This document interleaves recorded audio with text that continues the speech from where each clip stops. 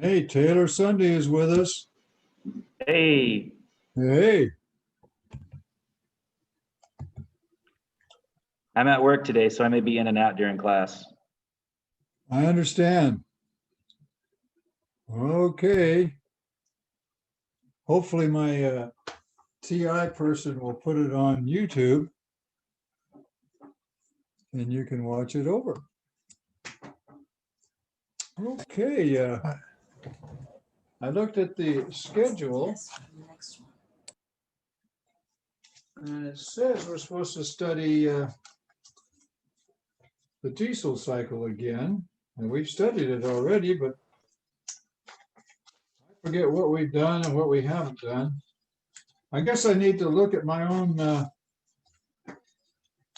YouTube videos to find out what we've done, huh?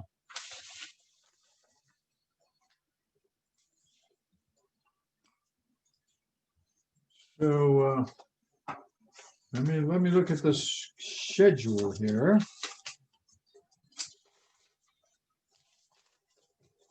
If I can find it.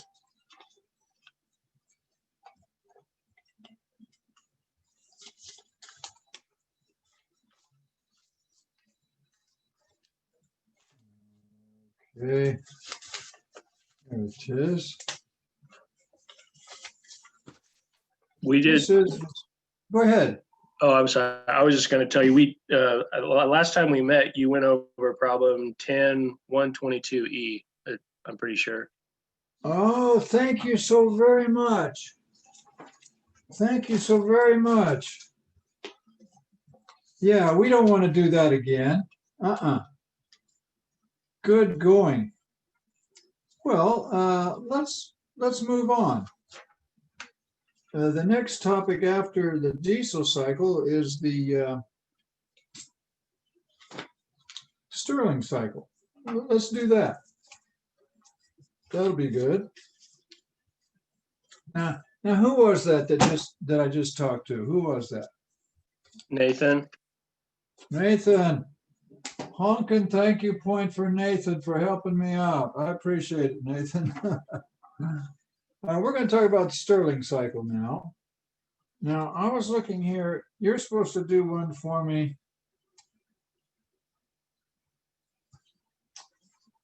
You're going to do 1082. So I'm not going to do that. I'll do 1081. That's what I'll do. All right.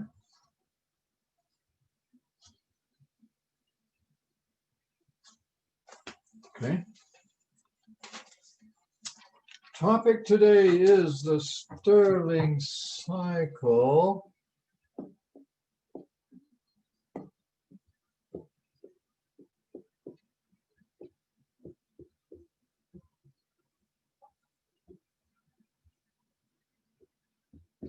Now, the Stirling cycle is an actual engine. They have real Stirling cycles out there. They've had them for years.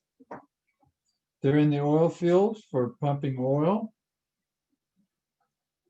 There's even a Stirling cycle on the space station. And there's talk of using them for automotive even, or trucks or boats. But I'll tell you what it's got. A Stirling cycle's got two isocores and two isotherms. Yeah. It's got two isocores and two isotherms. And you all know what an isocore is. I could ask any one of you and you could tell me what an isocore is. Let me just ask Brian. Brian, unmute and say hello, please, Brian. Hello. Hey, Brian, what's an isocore? An isocore? Yeah. Okay, so an isocore is where, let me remember. Um, is that where the entropy stays the same? I always get these No, mixed up. I'm sorry. That's okay, Brian. You're thinking of an isentrope. Oh, okay. Now, what that is when the entropy stays the same. Guess again. You get 3 guesses. Oh man. Oh, I think Bryce helped me. Is it the volume? I guess the volume stays the same. Yeah, that's it. Good going. It's when the volume stays the same.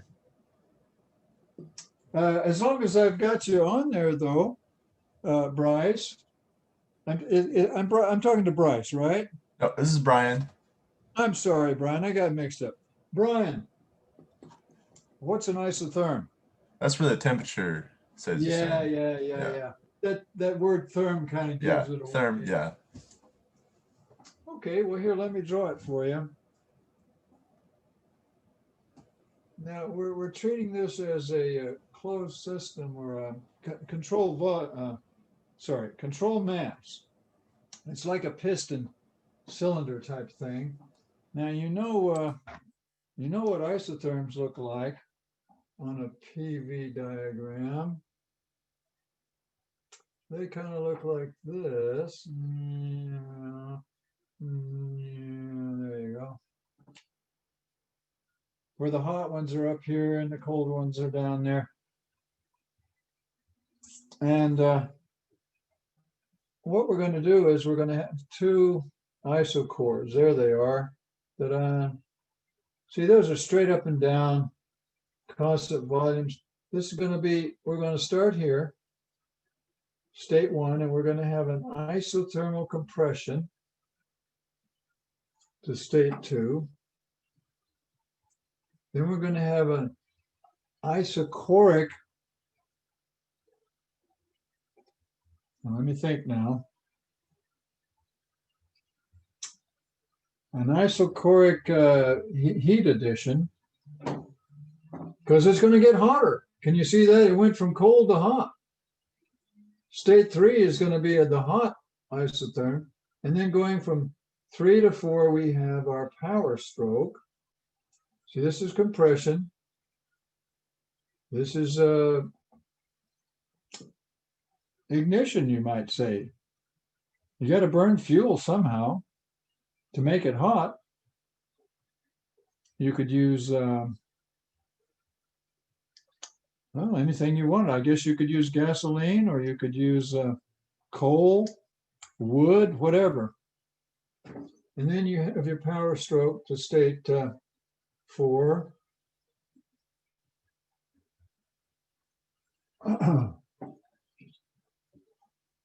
However, what about heat transfer? I think there's also there's 4 heat transfers. None of these are adiabats. There's no adiabats. I think you have a heat transfer here. Call it little q 2 to 3. Then you have a heat transfer here. That's q 3 to 4. And this is your heat transfer q 4 to 1. It's not an exhaust though this time. There's no exhaust. And then this is a heat transfer out to the big world outside, going from 1 to 2. Okay. Mr. Griffin, Yes, go ahead. can you tell me the names of the states, each states one time more? Like, what's the name of the state from 1 to 2, 2 to 3, 3 to 4, and 4 to 1? Yeah. From 1 to 2 is compression. It's your compression stroke. And 2 to 3 is a heat addition stroke, or you could call it ignition. We'll call it heat addition. And then from 3 to 4 is your power stroke, but it also has a heat addition. It's not an adiabat. And here you have a heat transfer out and a heat transfer out. You have 2 isocores, 2 isotherms. This is in your book. You could read about it. It's called the Stirling cycle. And it was invented, I think, around 1840. Now, let me think. I think it was before the Civil War.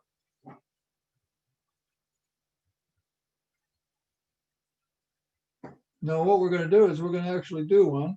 And this is problem 1081.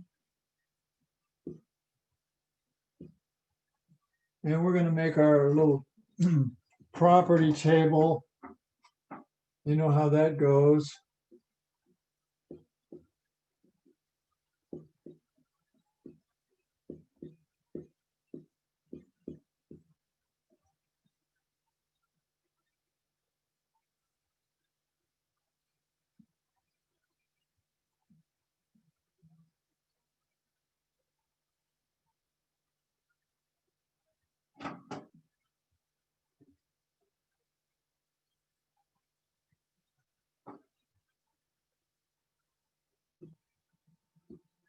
And let's see what is in store for us on problem 1081. Let me find it here.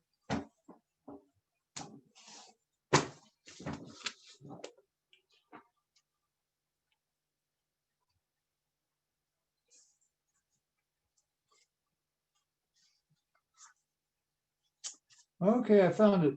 Consider an ideal Stirling cycle engine. Now, they don't tell you this, but we're just going to assume we're dealing with air. We're talking about air. The state at the beginning of the isothermal compression is 100 kilopascals, 50 Celsius. So you know what? This is your 50 Celsius isotherm, and it's state 1. We'll put the initial states here. We have 50 Celsius. You can put Celsius there if you like. And the pressure they give you is 100 kilopascal. Okay, let's put that there. These are kilopascal. So we know that. Okay, well, let's pause and get your calculators out and find the specific volume. It's state 1. I'm going to do it. You do it. And we'll get it. Go for it.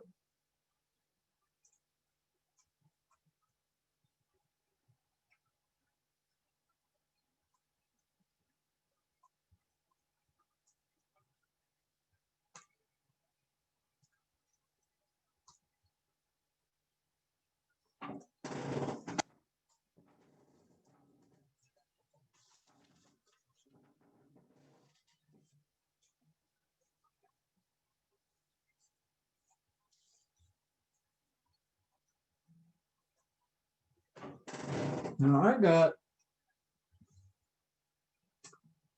0.9274. If you got that, say, uh-huh.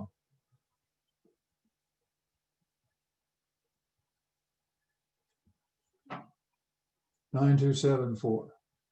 Uh-huh.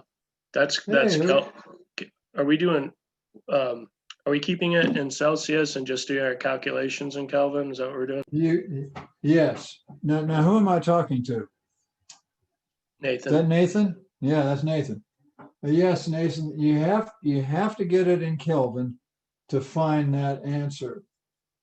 But I'm just going to keep these in Celsius, I think. I need another uh-huh.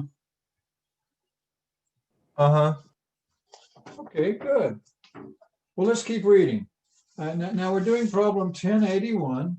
It's called a Stirling cycle, and they actually have some real Stirling cycle engines out there.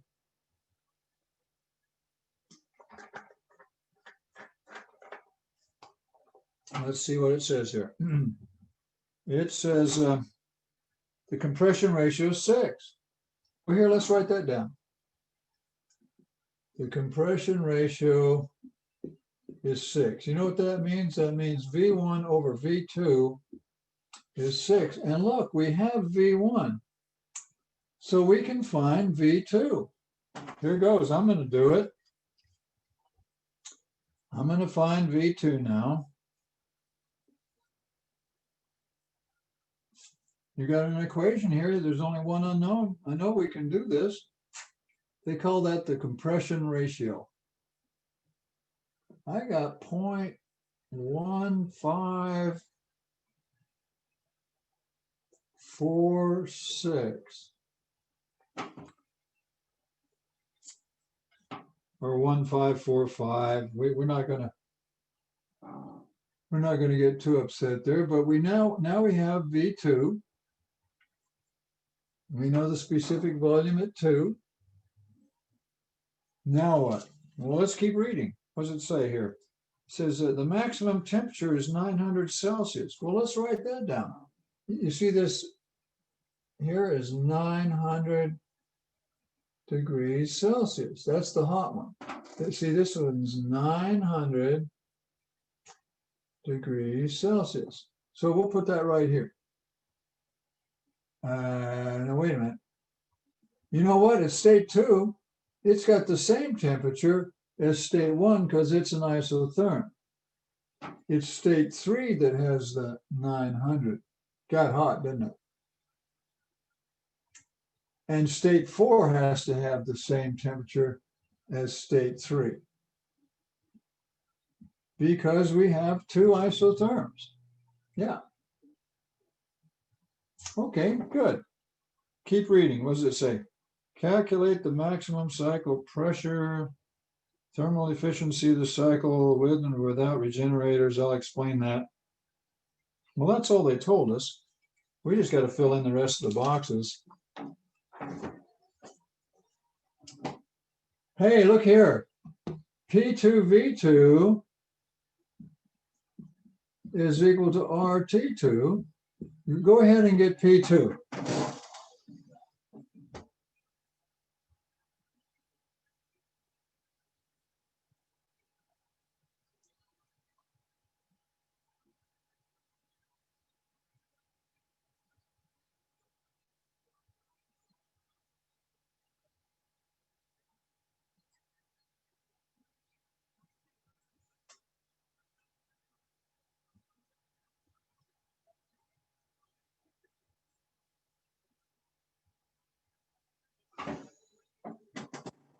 Anybody coming up with, if you rounded it off, 600? Yes. Uh-huh. I'm getting 599.9. Let's just round it off. Does it make sense that if you decrease the volume by 6 times, the pressure goes up 6 times? Kind of makes sense, doesn't it? Pressure went up to 600. But you know what? The pressure is going to go up even more. Pressure is going to go up even more.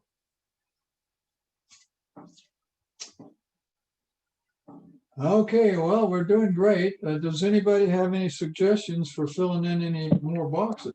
I'm listening. The isocores. Yeah, the isocores. We can get these 2 boxes right here. What do I put in here at state 3? That'd be 0.1546. Yeah, good going. 0.1546. This is easy. And what do I put? Now, who am I talking to now? This is Bryce. Bryce. What do I put here, Bryce? 0.9274. Yeah, good going. Now, if anybody doesn't understand that, just speak up and we'll explain it. Okay, and look at here. P3V3 is equal to RT3. And P4V4 is equal to RT4. All right. I'm going to do it. You do it. We'll fill in those boxes. Go for it.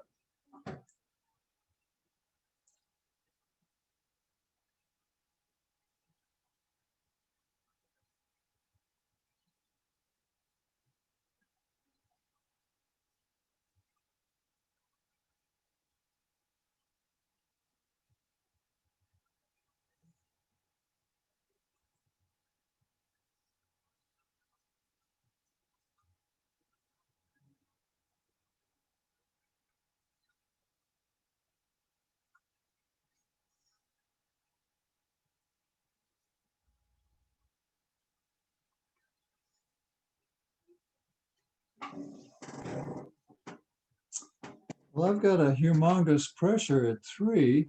Well, let me go to my friend Alex. Alex, unmute and say hello, please, Alex. Hello, Hey, Alex, do you have this pressure at state 3 yet? I got 2,177.84. That's what I got.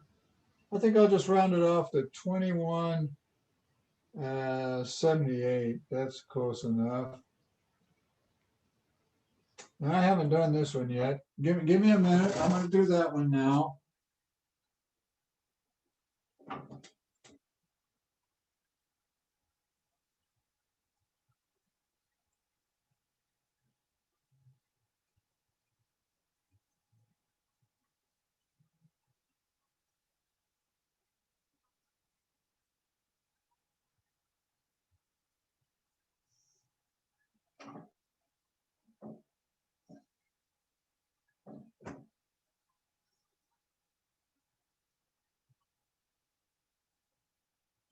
Well, I think I've got the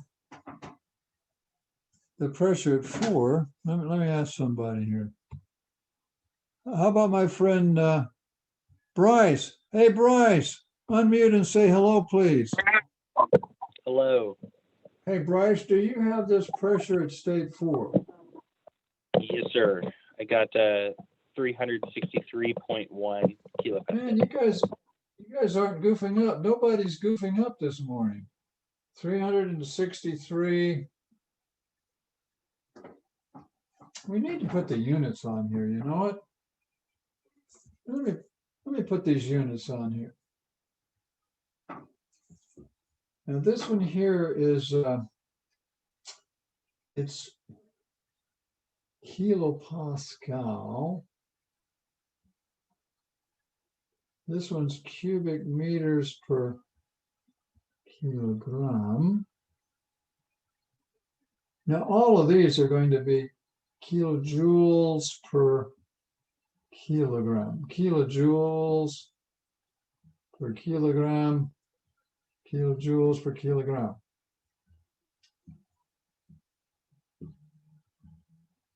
Okay, now we got the units on there. Okay.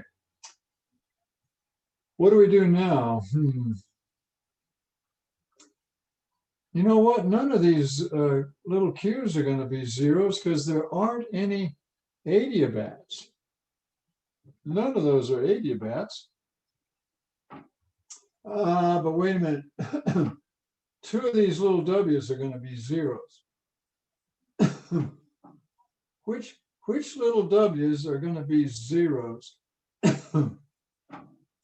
The isochores, that's where the piston doesn't move. See, the volume stays the same.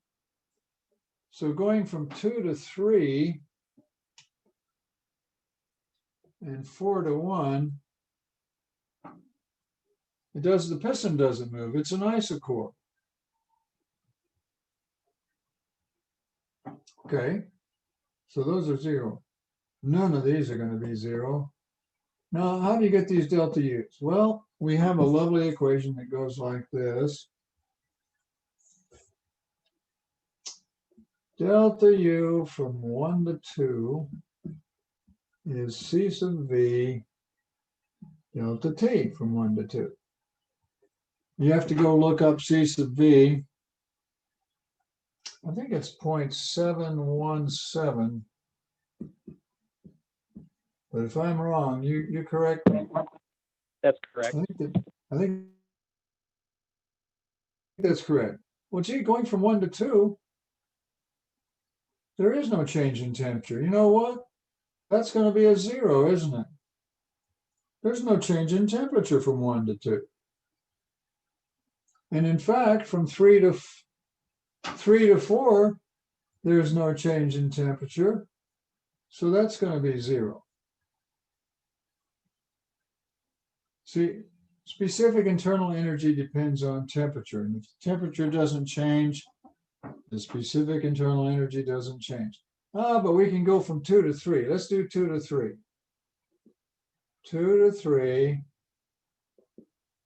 we're gonna multiply by the change in temperature. You know what that is? That's 850, isn't it? Now, I know it's Celsius, but the change is the same in Kelvin or Celsius. So we can get the heat transfer from 2 to 3. Go for it. Here we go. We're going to get the heat transfer from 2 to 3.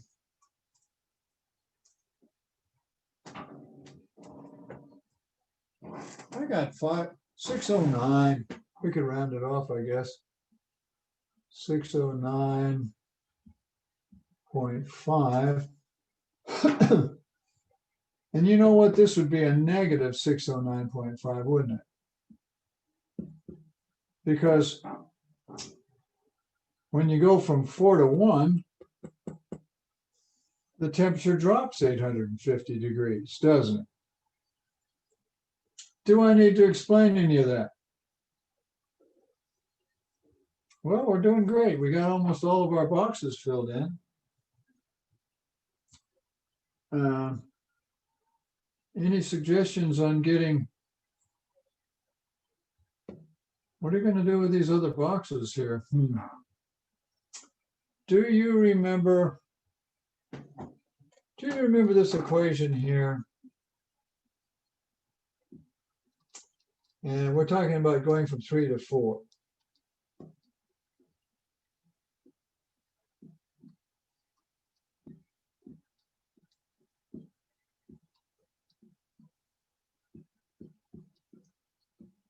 Do you remember that equation from long ago?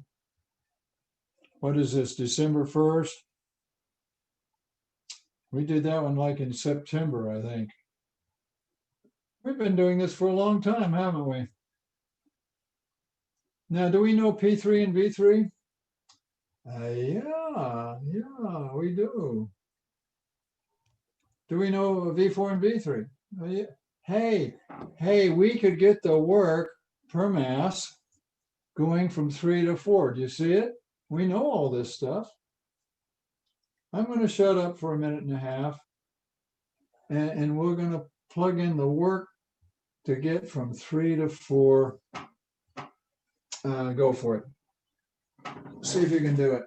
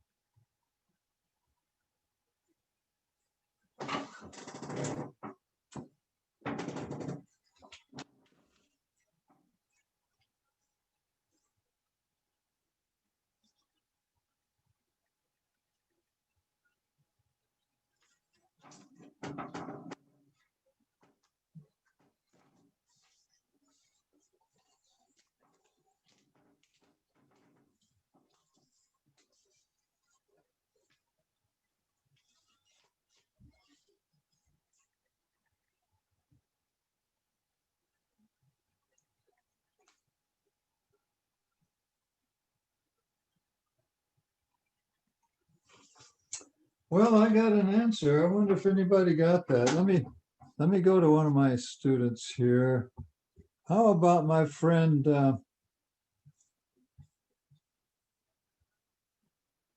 Nicholas Sabrata. Nicholas.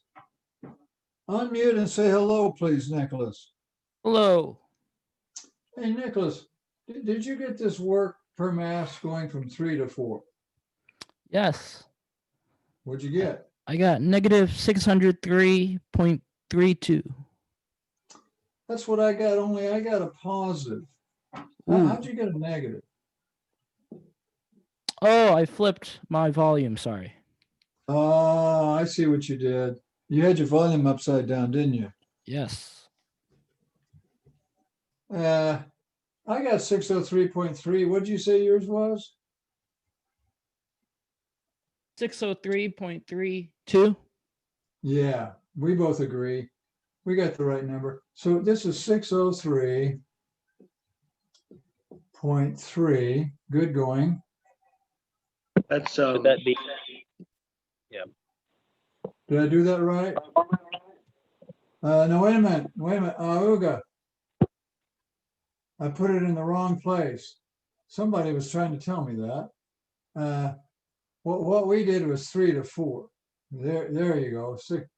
603.3. We haven't done 1 to 2 yet, but wouldn't it be Professor- similar? Professor, Yeah. is 3 to 4 expansion? Yes, it is. Okay. So expansion work is positive.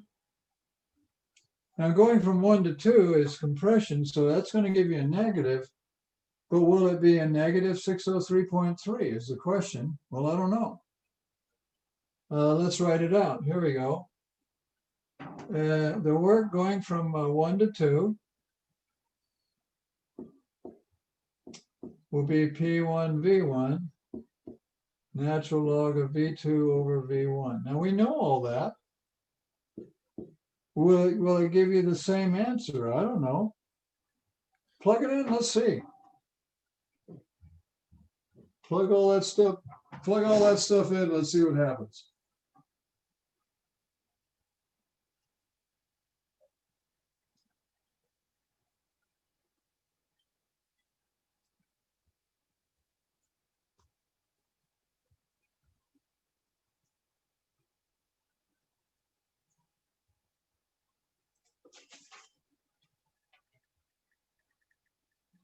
I don't get the same number. How about you guys?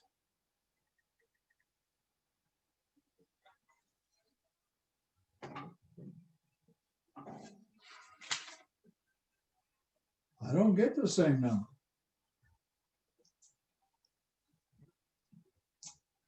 Now let's call on some students here and we'll see what that work per mass is going from 1 to 2.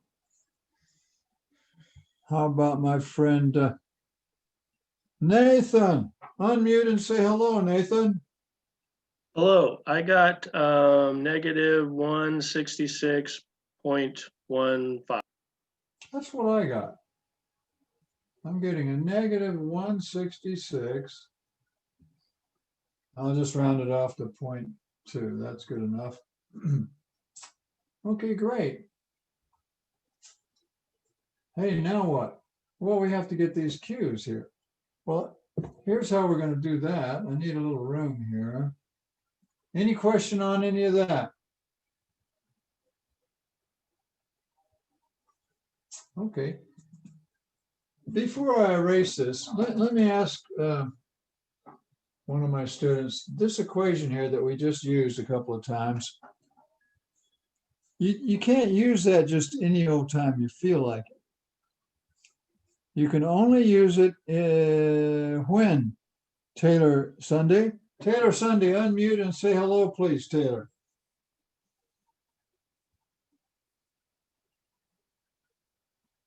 Earth calling Taylor Sunday. Come in, Taylor Sunday. Uh-oh, coffee break. Let's go to my friend Nathan. Nathan, you're there. Unmute and say hi, Nathan. Hi. Nathan, this equation, you can't just use it any old time you feel like it. You can only use it when? Well, I'm looking at it and we got ideal gas and Yeah, let me write that. Nathan says You gotta have an ideal gas. And what else? Well, does isotherm have anything to do with it? Yep, it's gotta be an isotherm. If you don't have an isotherm, you can't use it. It's gotta be an ideal gas and it's gotta be an isotherm. Then you can use it. We've studied that. In fact, I think I derived it for you from scratch back in September. We have a lot of equations, but the trick is when can you use which equation? You got to know when. Okay, well, we're doing great. Now let me make some room here and we'll fill in these boxes.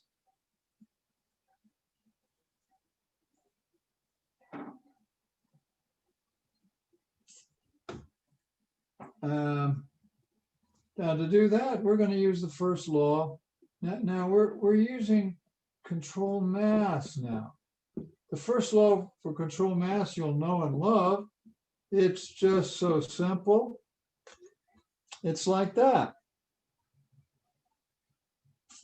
And so look here, if we're going to go from state 1 to state 2, this one's 0, this one's Q, and this, watch it, it's a minus 166.2. So solving for heat transfer per mass, what do you get?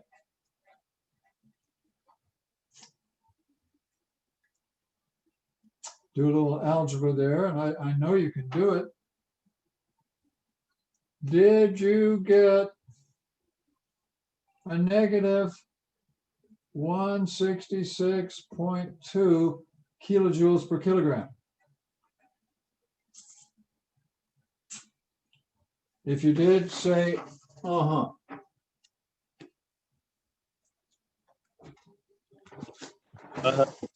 Yeah, there's an uh-huh. Good going.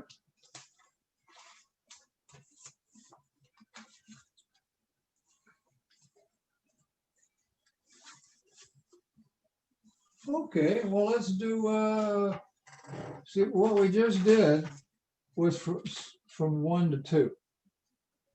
Let's go from 2 to 3. Same deal, delta U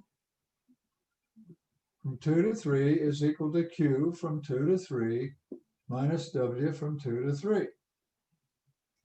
Well, that's 609.5 is equal to the unknown heat transfer per mass from 2 to 3 minus 0. Hey, I can handle that. I can handle that.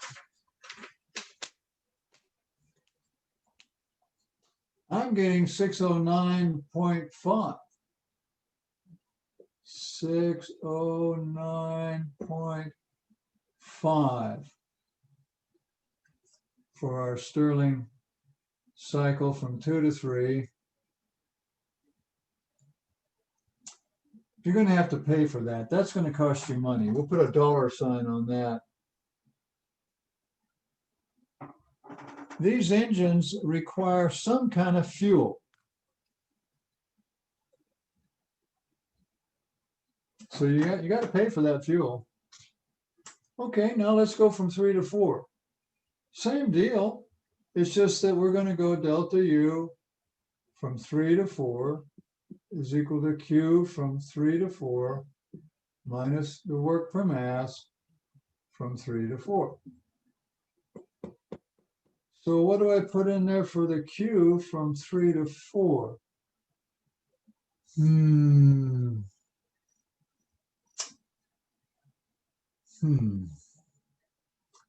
know what? It's either plus or minus 603.3. Let me ask one of my outstanding students here. We're going to go to my friend Mohammed. Mohammed, Yes, sir. this is either plus or minus. You've got a 50-50 chance of getting this right, Mohammed. Plus or minus 603.3 It's for the positive. heat transfer. What do you think? It's a positive heat transfer. He's right. Mohammed is right. Good going, Mohammed, because see, it's going in. You see this heat transfer going in? That's positive. Heat transfer going in is positive. Heat transfer going out is negative. Okay, well, let's see. What's this one gonna be? Kind of looks like a negative 609.5, doesn't it? Can you guys all see that? I'll write it out if you want me to. Somebody just say, write it up, Mr. Griffin, and I will. Now, these Stirling engines have what they call a regenerator.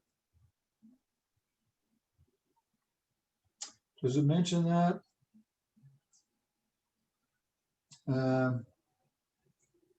Let me read it. Let me see.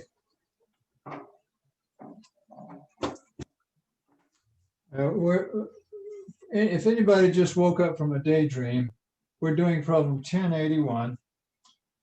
And they're talking about regenerators. Well, let me tell you what that is. You see this, ordinarily this heat transfer goes out to the environment and it heats up Oklahoma. But if there was some way to take that heat transfer and somehow save it, don't let it go out to Oklahoma, save it and put it in this thing called a regenerator.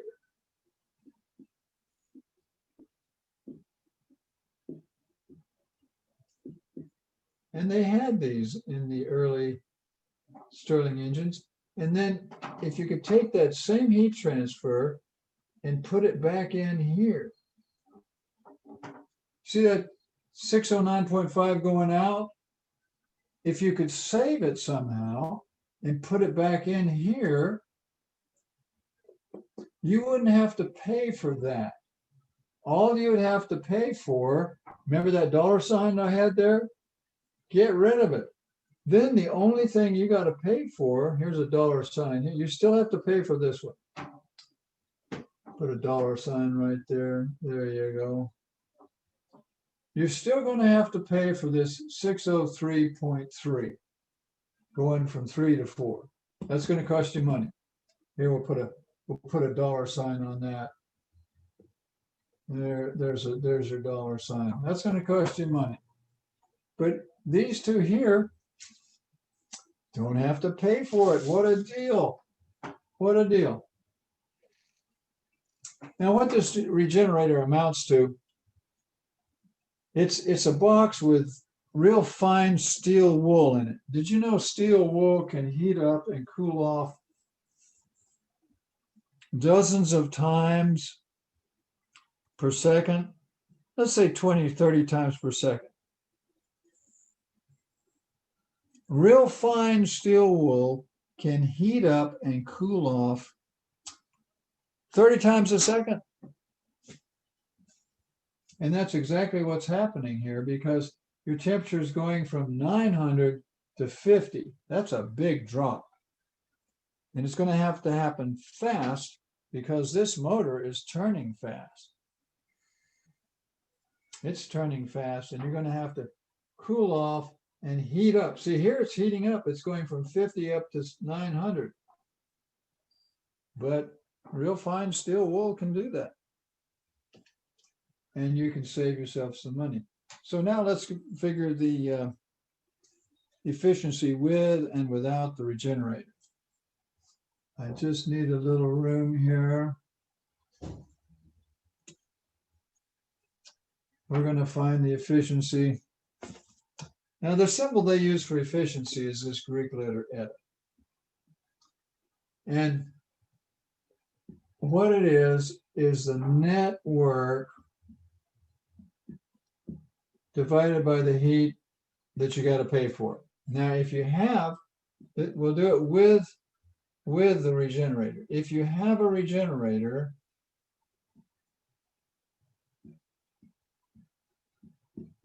then the only heat transfer that you got to pay for will be the 603.3.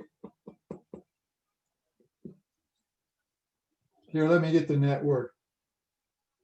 If you add these up algebraically, you get the net work.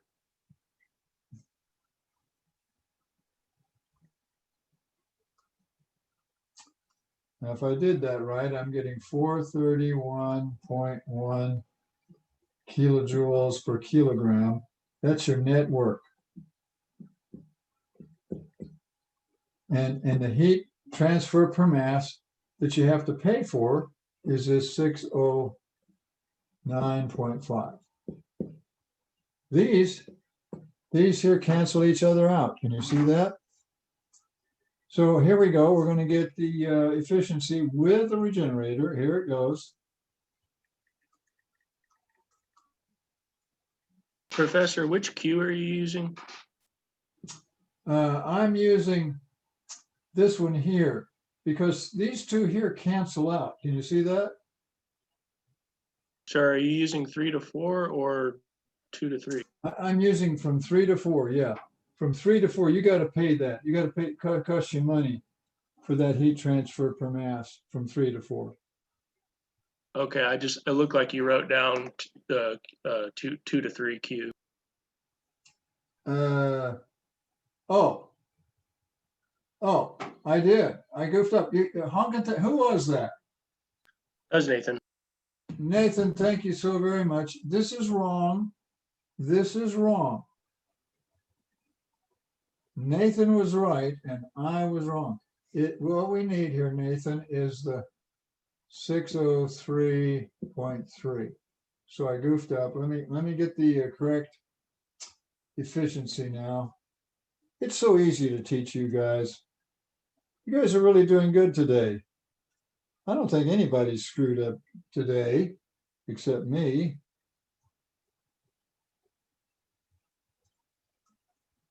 Okay, here's what I'm getting. I'm getting 0.714 something for the efficiency with the regenerator. Now let's do the efficiency without. And if you don't have a regenerator, you're going to have to pay for both of these. See, both of these are going to cost you money. Put a $sign in there. Here we go. There's your $sign. You got to pay for both of those. So here's our network. And when you have to pay for both of those, let me add those up. 609.5 plus 603.3. I'm getting a humongous number, but I can't help it. And you're going to get a much smaller efficiency. And I'm getting 0.355. So the regenerator really helps out on the efficiency. Okay, great. Did we answer everything they wanted? Maximum cycle pressure, we did that. It's 2,178. That's what this is, 2,178. Yeah, we did that. Right? Yeah. Thermal efficiency with and without, we did that. Yeah, we did great. Now, we never did do the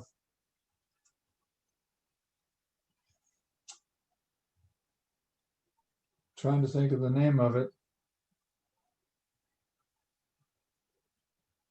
The mean effective pressure. I don't know if I've told you guys about mean effective pressure, but now's as good a time as any. Before I do that, let me tell you this about the Stirling. Earlier, we did a Carnot cycle. Let me, is there room here? Yeah, I'll erase this. We studied Carnot cycle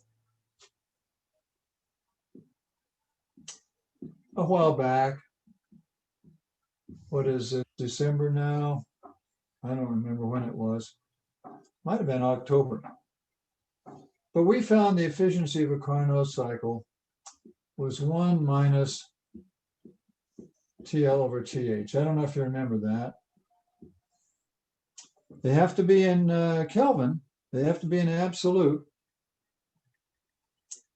But the efficiency of the Carnot cycle, if you had one that ran between these temperatures, would be, well, you have to do it in Kelvin though. Just a minute. You see the low temperature is the 323.15, and the high temperature is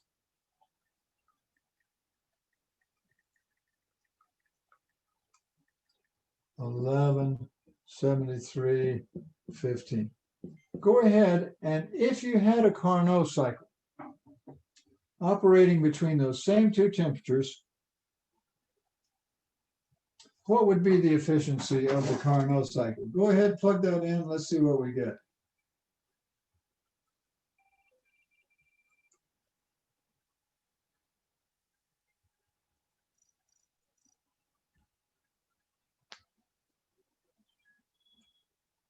Wonder if I did something wrong.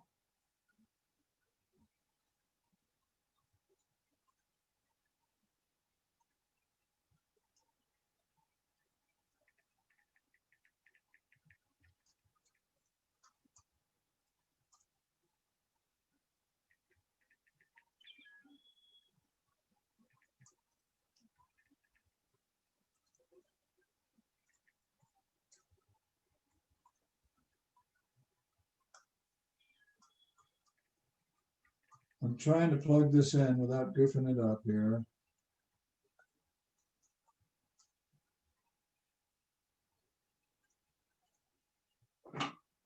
You're supposed to get the same number, so I must have done something wrong. I'm getting 0.724, and this here I'm getting 714.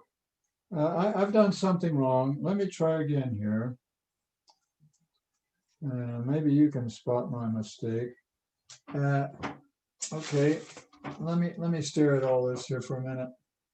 I think when you calculate your network, yeah. This is wrong.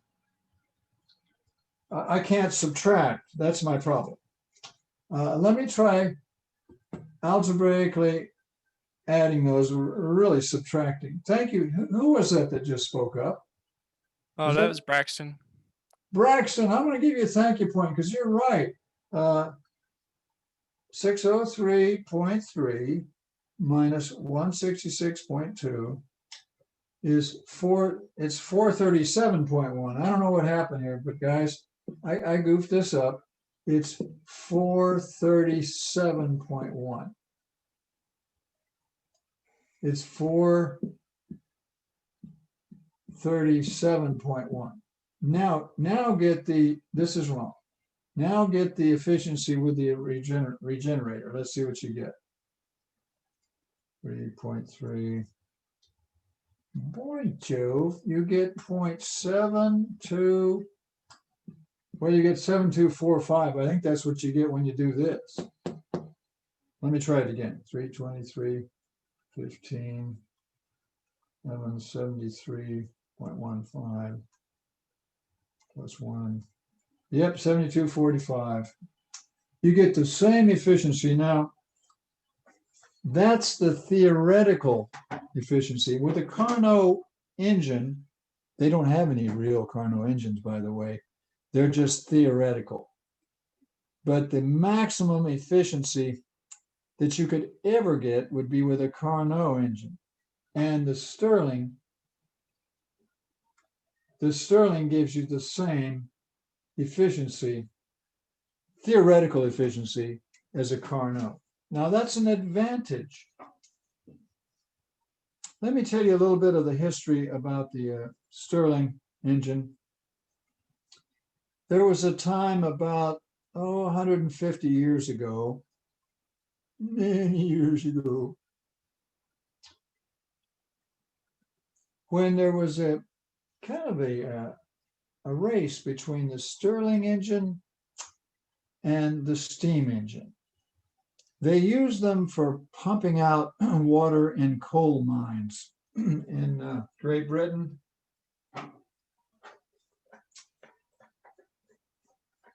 And they both did a pretty good job, but they both had advantages and disadvantages.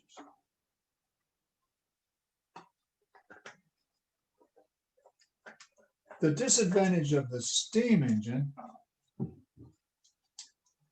was that you can get some terrific pressures built up in a steam engine. If something goes wrong with the governor, the whole engine the boiler can explode and people are killed.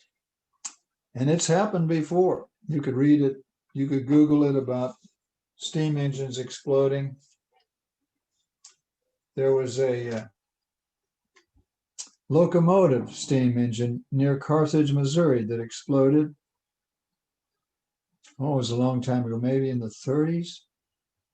And pieces of that thing went for miles. It rained big chunks of steel. Very dangerous. Now, the Stirling didn't have that problem, but they did have a problem that, gosh, it gets hot. That 900C is pretty hot, and they got a lot hotter than that. And they didn't have the metallurgy to withstand those temperatures. And after about, I don't know, a couple of years, the Stirling engine would fail because of the temperatures. It would just wear out the metal, the connections, the bolts would start leaking. And so they would have to shut it down and do some repairs and get it going again.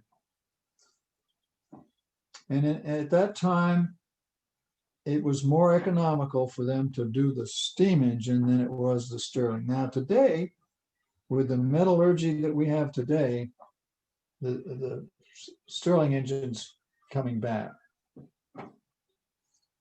But see, back in those days, so what if a engine blew up and killed a few people? They didn't have all these safeguards like OSHA and what is it? The insurance networks, the safety regulations. If some men or workers were killed, there was a long line of workers back there in 1860 waiting for their jobs. But so that's why the steam engine won out, and we've had the age of steam back in those days. But the Stirling's coming back. It's got several advantages. One of them is, well, you don't require any spark plugs. I see a gasoline engine has spark plugs, right? And so you can get some radio interference with those sparkings going on. They use the Stirling engine in submarines because they're very quiet. And submarines, they call it the silent service. They need to be quiet. And so they don't have any spark plugs in them. And another big advantage of the Stirling is you can get a complete burn. See, in a gasoline engine, the explosion takes place inside your cylinder. You got your spark plugs. I don't know if you've ever taken the head off of a gasoline engine, but it's filthy in there. You'd need a putty knife to scrape away the carbon and the soot and the filth inside that cylinder. But you take apart a Stirling engine, it's clean because it's an external combustion engine. The Stirling is an external combustion engine.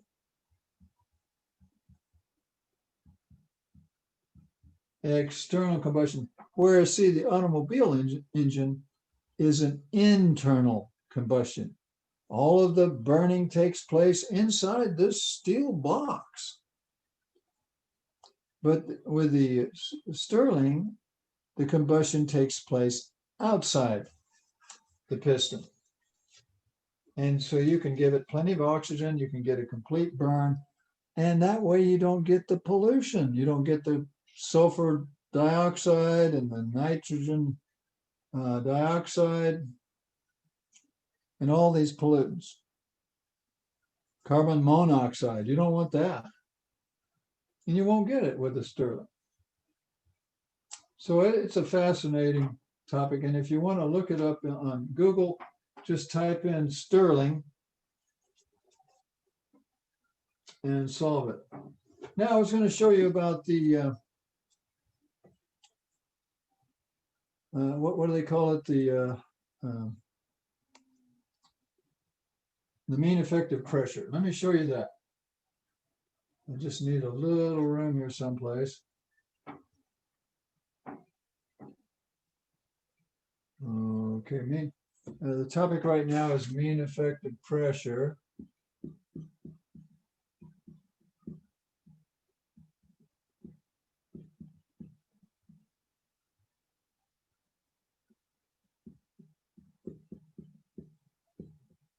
Do you suppose that's how you spell the word effective? I think so.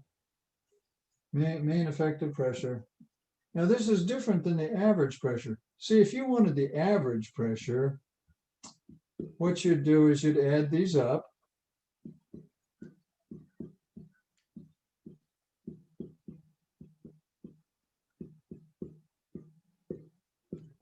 You'd add them up, and then you'd divide by 4, right?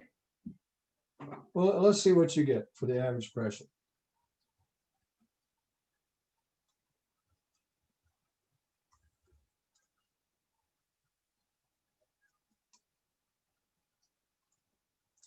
Well, I'm getting 810 kilopascals. But that's not how they measure pressure for engines. They use something called the mean effective pressure. And what that is, and let me see if I can remember how to do this. Let's go back to some basics. See, work is equal to force times distance. You guys all know that.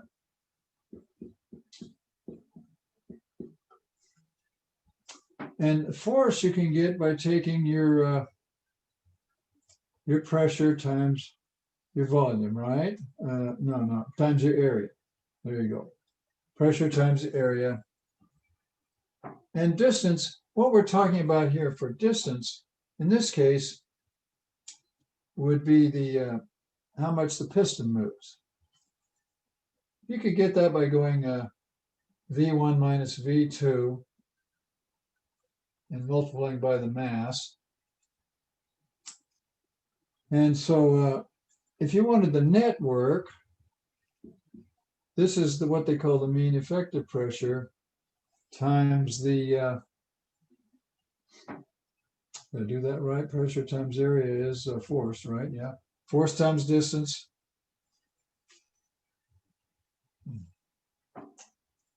I'm a little bit rusty here. Just a minute now. It's coming. I could get my network. It's right here. It's 437.1. 437.1 kilojoules per kilogram.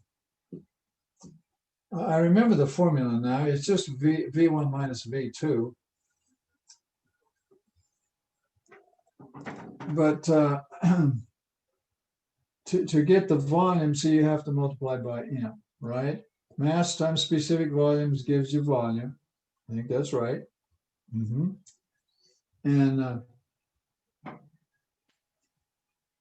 And so when you divide by mass, if you want the network per mass, if you divide by mass, you don't need those masses in there, you get rid of it.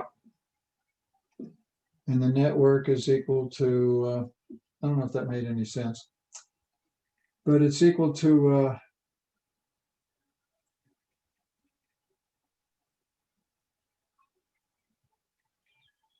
What about this area here? I think I got lost.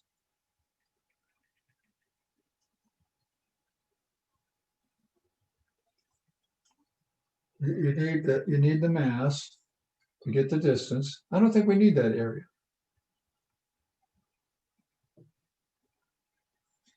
Okay, guys, I think I fouled up on that, but I know my equation. It goes like this: the mean effective pressure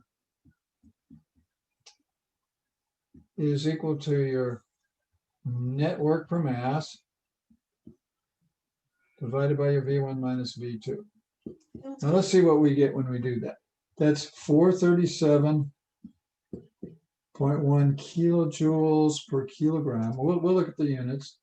And this is, what is it, 0.9274 minus 0.1546. These are cubic meters per kilogram. The kilograms cancel. And what you'll get is kilopascals. You're going to get kilopascals when you get all through. All right, let's see what you get. Mean effective pressure.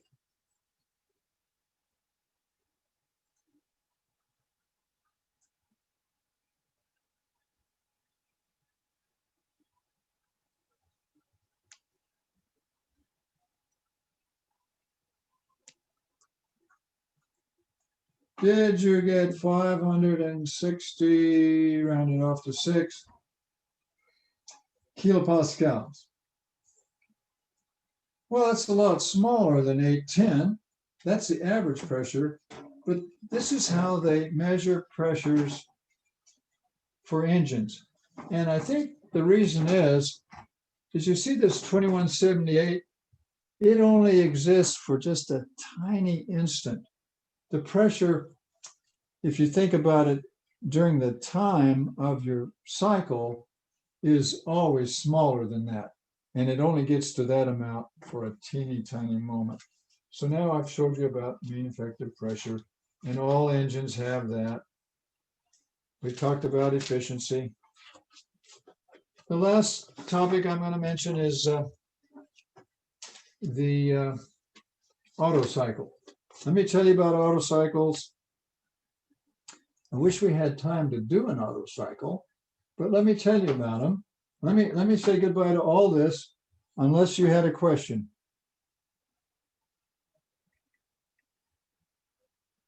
All right. Well, let's talk about Otto cycles for a minute. Professor, why is, you can keep erasing. Why is it only V1 minus V2? Is that? Well, because V4 minus V3 would be the same. Are you with me? Yes. Yeah. See, that would be the same. It would be the same. Don't want to erase those thank you points. So the Stirling is an external combustion engine. But right now we're going to talk briefly for a minute about the Otto cycle. Now it's not spelled AUTO, it's spelled OTTO. It's named after a famous inventor that basically came up with the automobile gasoline engine. It's the model for the gasoline engine, which you, unless you drive a diesel, you probably sitting out in your driveway, you have a car with a gasoline engine. And let me remember now the cycles on it. I think you have two adiabats. I think you have two adiabats and two isocores, but I don't want to lie to you, so let me look it up. Go to chapter 10 and help me find the Otto cycle. I'm trying to find, is it chapter 10?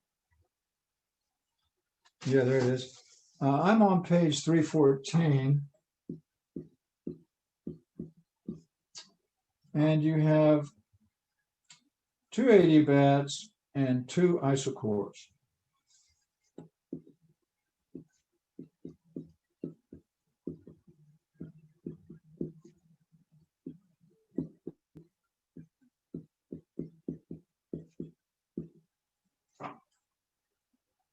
And they draw it on a PV and also on a TS.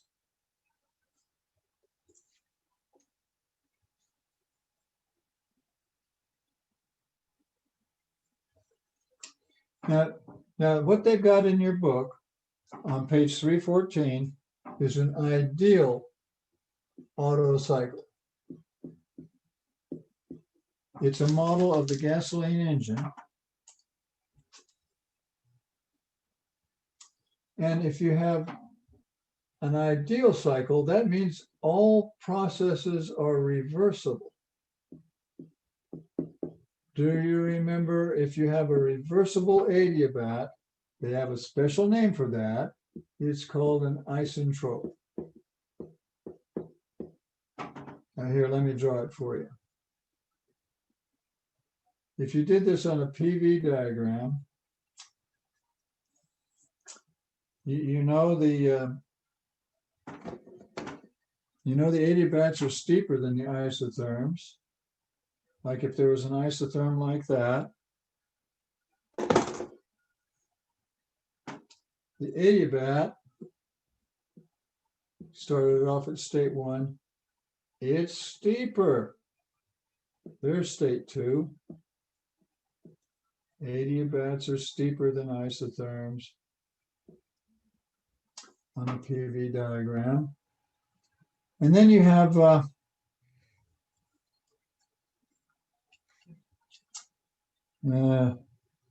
I need more room here. Just a minute. Let me try making a little more room here.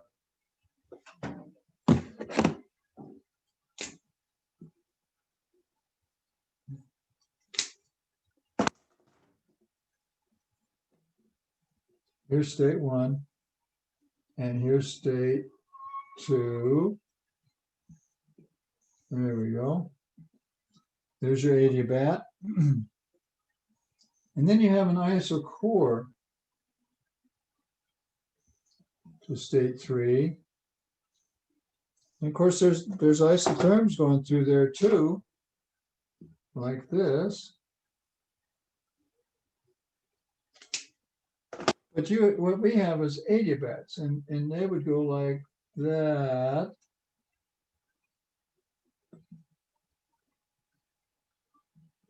To state 4. And then you have your other isocore. There you have it. There's your isotherms. You got 2 adiabats, 2 isocores. And to solve it, when you guys go to solve it on these adiabats, you get to use this equation here. We derived this equation. Do you remember it? Nice equation. For a gasoline engine, you're using air, so you get to use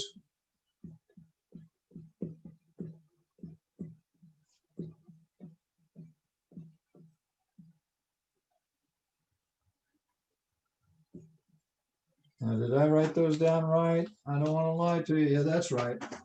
If you're using air with your gasoline engine, you get to use that on process 1 to 2 and also from 3 to 4.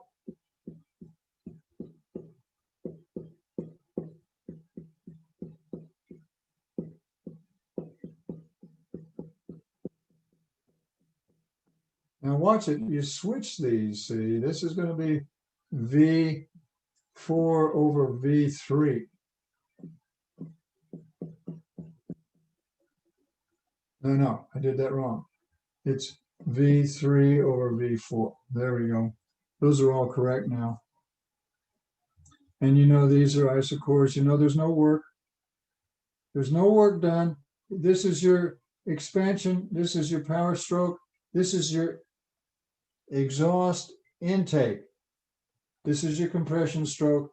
And this is your ignition. If we had time, which we don't, we would do an auto cycle, but it's in your book. It's on page 314, 315, 316. But we did a diesel cycle. That's in your book. I think we did 2 diesel cycles. Well, at least I told you about it. Do you have any questions about anything today?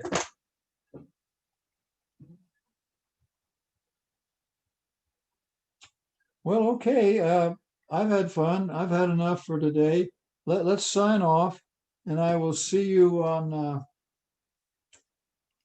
on Thursday at 11. We could kind of have a review. I can go over.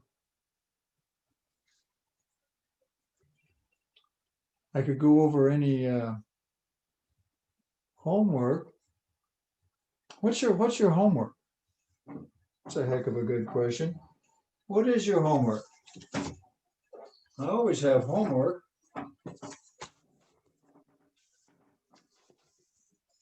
Let's see if we have it here.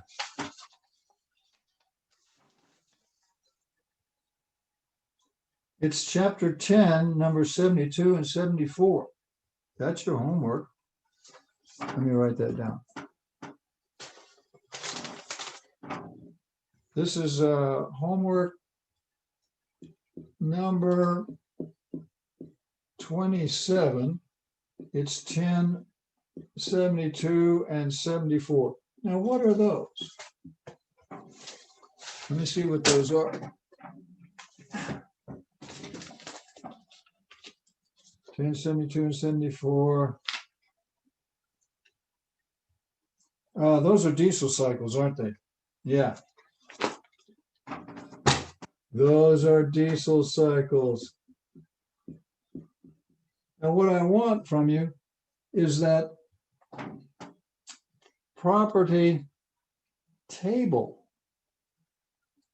with the processes, the heat transfers, and all of the properties, the initial properties and the energy transfers for each process. That's what you need to do. And you know what? I think that's your last homework assignment. It's kind of sad coming to an end here. Griffin, Yes. we don't have this homework open in our Unit 4 section. You don't have it on Unit 4? Yeah, like when we need to. Really? Yeah, we don't What have do it. they have? Do you know, Mohammed? Professor, I think he means that we don't have the homework on Blackboard yet. Oh, it's not on Blackboard. Yes, on the Blackboard. Okay, well, I'll look. I'll go and look right now and figure out why we don't have that. And just look on Blackboard. It's your last assignment. I'll figure it out, and we'll put an announcement, and we'll make sure you have it. I'm gonna go now, guys. Bye for now. Bye, See- have a good day. Bye, Mr. Griffin. Bye. See you next time.